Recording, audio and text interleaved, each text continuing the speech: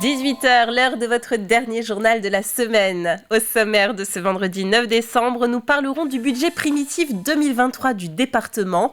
Outre le volet social, le logement et l'accès au numérique, un effort conséquent a été fait pour soutenir l'augmentation de l'activité des sapeurs-pompiers.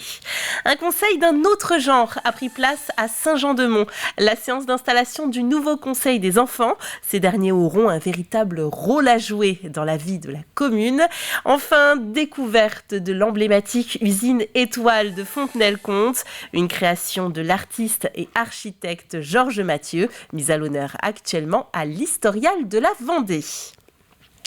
Au 7 décembre, 25 personnes étaient hospitalisées en Vendée pour cause de Covid, dont 2 en réanimation. L'épidémie reprend de la vigueur ces dernières semaines. Le taux d'incidence en population générale sur le département est de 464 sur 100 000 habitants, soit un taux de positivité sur la population de 35,2, chiffre fourni par l'ARS. Chantonnay accueillait hier soir l'ouverture de la session départementale trimestrielle, session qui a ouvert le vote du budget primitif 2023 et qui devrait se monter à 907 millions d'euros. Une somme consacrée en partie aux missions sociales, aide aux enfants maltraités, seniors et personnes en situation de handicap, mais d'autres grands axes sont dévoilés. Une commande passée auprès de Vendée Habitat devrait permettre de doubler le nombre de logements pour les actifs ou encore la mise en place du dispositif Vendée Territoire Connecté. On écoute. Un nouveau grand projet que nous sommes en train de lancer après le déploiement de la fibre optique pour éviter la fracture numérique. Eh bien, il nous faut désormais utiliser ces moyens numériques pour les mettre au service des Vendéens. Nous allons, à travers ce projet, avoir une Vendée connectée qui permettra d'assurer des services supplémentaires, plus réactifs, en lien direct avec les besoins des Vendéens.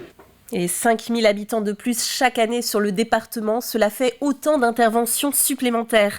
La somme allouée au SDIS 85 a donc été augmentée de 8% pour un total de 39 millions d'euros. Ce budget permettra de recruter une centaine de sapeurs-pompiers professionnels sur les 5 prochaines années.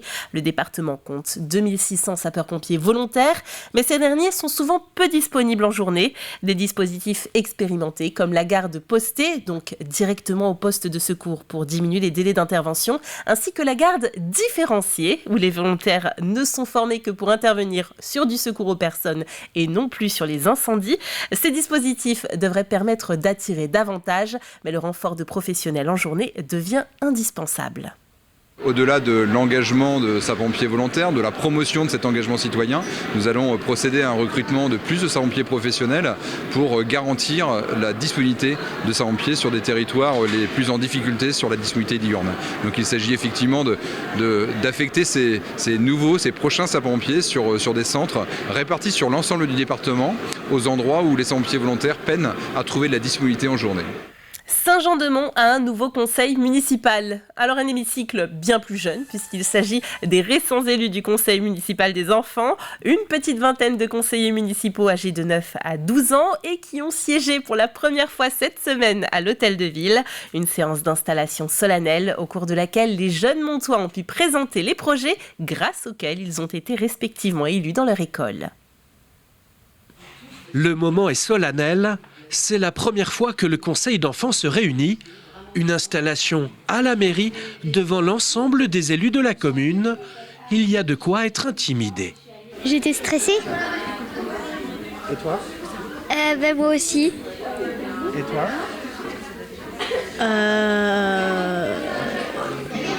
Aussi.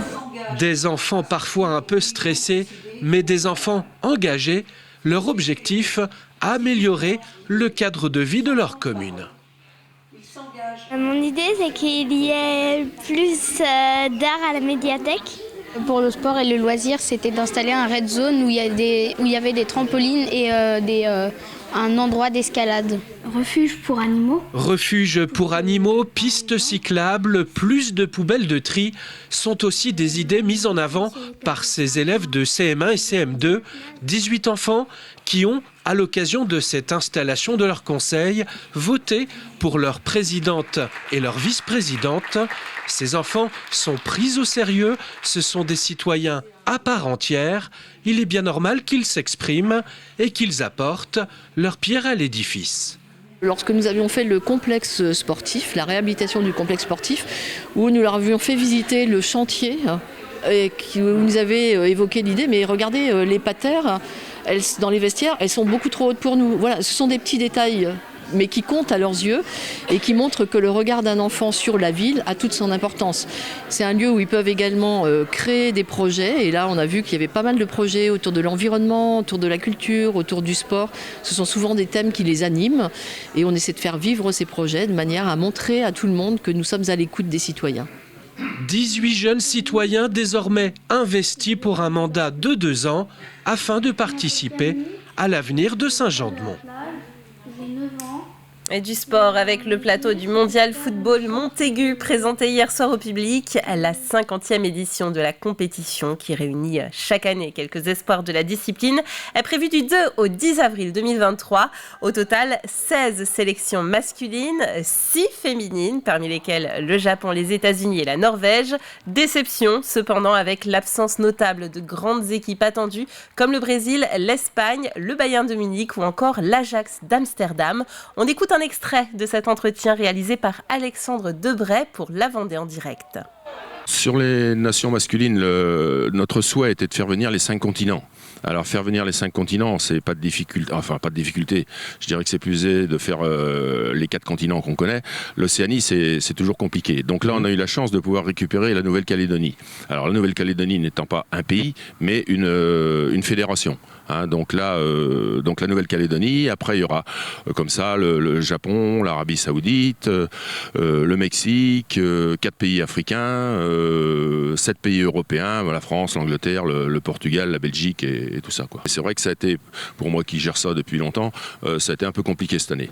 Alors en club, si vous voulez, on avait un but de départ, c'était essayer de faire venir les historiques du tournoi, c'est-à-dire le Bayern, l'Ajax et Anderlecht.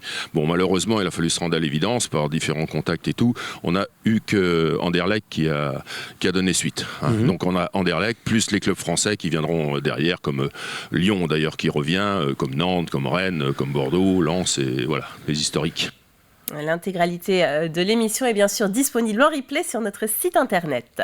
C'est la nouvelle exposition en place à l'Historial de la Vendée, une exposition consacrée à Georges Mathieu, un artiste qui a la particularité d'être le seul peintre à avoir été également architecte, et le résultat de son travail est visible en périphérie de Fontenay-le-Comte avec l'usine Étoile, un site qui fête ses 50 ans cette année. On le visite en compagnie de Grégoire de Châtillon. L'usine Étoile, tel un vaisseau spatial, un tableau de maître signé Georges Mathieu. Il y a 50 ans, le peintre devenait architecte. Pierre-Antoine Houry est ici un peu chez lui. Les bureaux de son agence de communication sont installés dans l'usine. Mathieu, c'est un peu le père de l'abstraction lyrique, c'est surtout un peu le père du graffiti. Et il vient livrer ici une œuvre qui ressemble beaucoup à son art. Elle est très libre, il n'y a pas un seul angle droit. Il disait alors qu'il fallait tuer l'angle droit et l'ennui et réunir l'art et l'industrie. Il en fait une usine de lumière qui est dotée de 250 mètres de long de fenêtres, donnant toujours la possibilité pour ses occupants d'avoir un regard vers l'extérieur. Et ces 250 mètres de fenêtres viennent intégralement d'être changés. Le bâtiment de 2400 mètres carrés abritait à l'origine une usine de fabrication de transformateurs électriques. Il est aujourd'hui en pleine renaissance. Ce grand espace était en 72 la ligne de production qui partait de la pointe sud jusqu'à l'autre extrémité, qui faisait 167 mètres de long. Ce lieu va être à la fois un espace de coworking, un espace d'innovation, un espace de culture et aussi un studio photo. Un lieu également à vocation événementielle puisqu'il abritera une muséographie de l'artiste. Un artiste à qui l'on doit d'abord le dessin du parc avec en son centre ce bassin en forme de clé, la clé de l'usine Étoile. Le parc sera bientôt restauré, tout comme le bâtiment qui sera mis en lumière. En attendant, Pierre-Antoine Houry ne se lasse pas de vivre dans cet édifice labellisé architecture contemporaine remarquable. Je crois qu'on ne se lasse jamais finalement de venir ici puisque on est toujours un petit peu au gré et de la météo puisqu'on est quand même sur un panorama permanent vers l'extérieur et là-dessus, Georges Mathieu a véritablement réussi son coup. C'est un écran changeant permanent.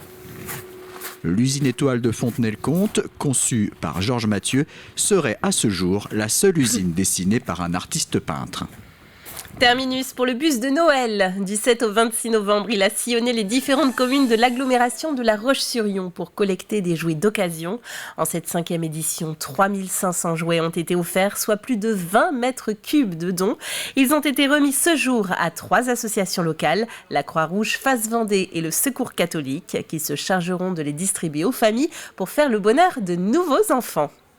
On sent effectivement qu'il y a une demande qui augmente et surtout de nouveaux bénéficiaires, des gens que l'on ne voyait sans doute pas avant, qui viennent même dans la boutique parce qu'elle est ouverte au public, à tout le monde. Mais c'est vrai qu'on sentait bien qu'il y avait un type de clientèle très ciblé et aujourd'hui on voit de plus en plus de gens que l'on ne voyait pas antérieurement parce qu'ils sont à la recherche de bonnes affaires, d'occasions et tous les moyens sont bons. Il n'y a pas de honte aujourd'hui à aller dans ce genre d'association parce que les gens ils en ont besoin tout simplement. Et il est bientôt temps de refermer ce journal. On se quitte avec des images de la parade des véhicules anciens des sapeurs-pompiers de la Vendée qui fête la Sainte-Barbe de la sorte pour la première fois. Le cortège est parti de la place Napoléon à 16h avant de gagner l'hôtel du département. Les véhicules y resteront exposés jusqu'à 19h15, heure de la cérémonie officielle. Belle soirée sur TV Vendée.